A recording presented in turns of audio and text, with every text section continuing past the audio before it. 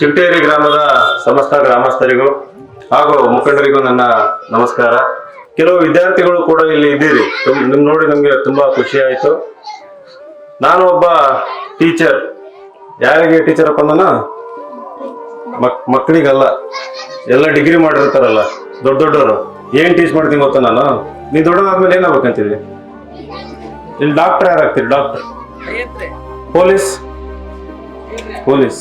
Military, engineer, ಏನಕ್ಕೆ ದೊಡ್ಡದಾದ್ಮೇಲೆ? ನಿನ್ನ ಹೆಸರು? ದೊಡ್ಡದಾದ್ಮೇಲೆ ಏನಕ್ಕೆ? ಪೊಲೀಸ್. ನಿನ್ನ ಹೆಸರು? ಏನಕ್ಕೆ? ಪೊಲೀಸ್. ನೀನು? ರಾಕೇಶ. ಆರ್ಮಿ. ನೀನು? ಪ್ರಜ್ವಲ. ಏನಕ್ಕೆ? ನಿನ್ನ ಹೆಸರು? ಅಣ್ಣಪ್ಪ. ನೀನೇನಕ್ಕೆ? ಡಿಸಿ. ಅಣ್ಣಪ್ಪ ಡಿಸಿ ಆಗ್ತಾನಂತೆ. ಎಷ್ಟೋ ಜನ ಪೊಲೀಸ್ ಇದ್ರಲ್ಲ, ನಾನು ಕಳ್ಳ ಹಾಕಿನಾಗಿದ್ರು. ನನಗೆ 39 ವರ್ಷ ಇವಾಗ. ನಾನು ಬೆಂಗಳೂರಿಗೆ ಬರೀ ಕೈಯಲ್ಲಿ, ನನಗೆ ಯಾವಾಗ 30 ವರ್ಷ ಆಯ್ತು ಅವಾಗ ಹೋದೆ. ಕೈಯಲ್ಲಿ ದುಡ್ಡು ಇರ್ಲಿಲ್ಲ, ಜೇಬಲ್ಲಿ ಏನಿರ್ಲಿಲ್ಲ. ಆದ್ರೆ ಒಂದು ದೊಡ್ಡ ಕನ್ಸಿತ್ತು. ಏನ್ ಕನ್ಸತ್ತಂದ್ರೆ ನಾನು IAS ಆಗ್ಬೇಕಂತಿದ್ದೆ. IPS ಗೊತ್ತಲ್ಲ? IPS ಅಂತಂದು. ಇನ್ನು ಗೊತ್ತಲ್ಲ? ಹ್ಞೂ ಅಣ್ಣಪ್ಪಂಗ್ ಗೊತ್ತು IPS ಅಂದ್ರೆ ಏನು ಅಂತ. ಇದು ದೊಡ್ಡವ್ರು ಯಾರಿಗೂ ಗೊತ್ತಿಲ್ಲ. ಯಾರು IAS IPS ಆಗ್ಬೇಕಂತಂದ್ರು ಅವರಿಗೆ ಒಂದು ಸಂಸ್ಥೆ ಕಟ್ಟೋಣ ಅಂತ ನಾನು ಬೆಂಗಳೂರಿಗೆ ಹೋದೆ.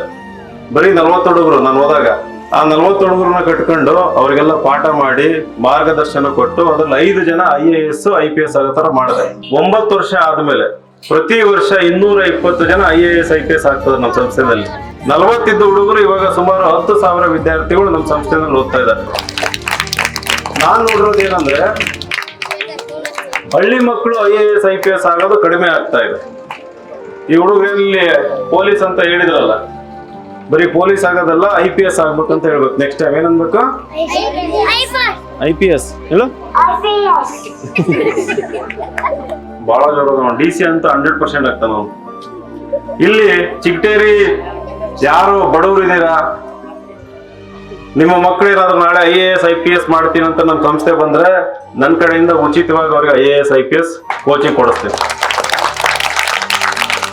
ನಿಮ್ಮಲ್ಲೆಲ್ಲ ಕೇಳ್ಕೊಳ್ಳೋದೇನಂತಂದ್ರೆ, ಎಷ್ಟೇ ಕಷ್ಟ ಬಂದ್ರೂ ಪರವಾಗಿಲ್ಲ, ಮಕ್ಕಳನ್ನ ಚೆನ್ನಾಗಿ ಓದಿಸ್ರಿ ಅಂತ. ನೀವೆಲ್ಲ ಚೆನ್ನಾಗಿ ಓದ್ಬೇಕು.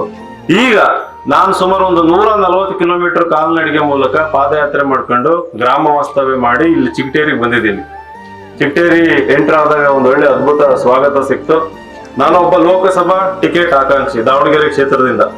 ಶಿಕ್ಷಣ ಕ್ಷೇತ್ರದಿಂದ ಬಂದಿರೋದ್ರಿಂದ ಶಿಕ್ಷಣದ ಬಗ್ಗೆ ಅಪಾರ ಕಾಳಜಿ. ಈ ಮಕ್ಕಳು ಯಾರು ಅಡ್ಡದಾರಿ ಹಿಡಿಬಾರ್ದು ನಾಳೆ. ಈ ಮಕ್ಕಳು ಯಾರು SSLC PUC ಆದ್ಮೇಲೆ ಸ್ಕೂಲ್ ಬಿಡಬಾರ್ದು ಅನ್ನೋದು ನನ್ನ ಕಾಳಜಿ. ಚಿಗಟೇರಿನಲ್ಲಿ ಡಿಗ್ರಿ ಕಾಲೇಜ್ ಇಲ್ಲ. ನಾಳೆ ನೀವು ನಮ್ಗೆ ಟಿಕೆಟ್ ಕೊಡ್ಸೋದಕ್ಕೂ ಸಹಾಯ ಮಾಡಿ MP ಮಾಡಿ ಕಳಿಸಿದ್ರೆ ಚಿಗಟೇರಿನಲ್ಲಿ ಡಿಗ್ರಿ ಕಾಲೇಜ್ ತರೋದಕ್ಕೆ ಅದೇನು ಹೋರಾಟ ಮಾಡ್ಬೇಕು ಮಾಡೇ ಮಾಡ್ತೀನಿ. ನೆಕ್ಸ್ಟ್ 5-10 ವರ್ಷದಲ್ಲಿ ಇಲ್ಲಿ ಒಂದು ಡಿಗ್ರಿ ಕಾಲೇಜ್ ತಂದೇ ತರ್ತೀನಿ. ಇದು ನನ್ನ ಪ್ರಾಮಿಸ್.